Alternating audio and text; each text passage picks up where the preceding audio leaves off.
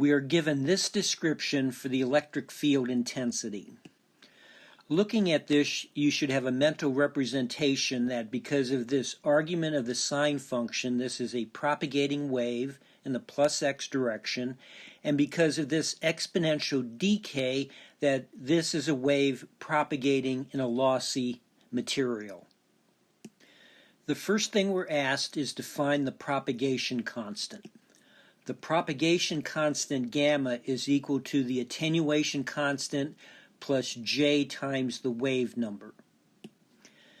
This term is our attenuation constant alpha, and this term is our wave number. So the propagation constant is 0.05 plus 2j inverse meters. Now you are asked to find the wavelength.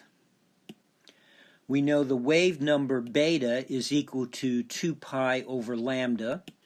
Solving for lambda, we see lambda is equal to pi meters.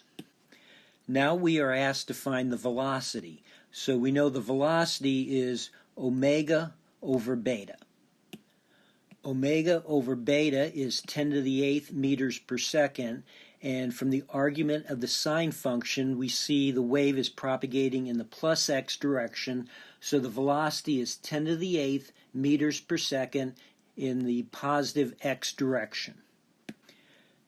Final thing we're asked is the skin depth, so we know that's when the wave has attenuated by e to the minus 1, so that's when this exponential term is equal to e to the minus 1.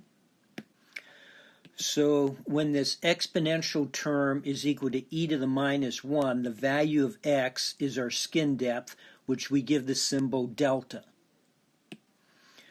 So the value of x, where the wave has attenuated by a factor of e to the minus 1, which is our skin depth, delta, is 20 meters.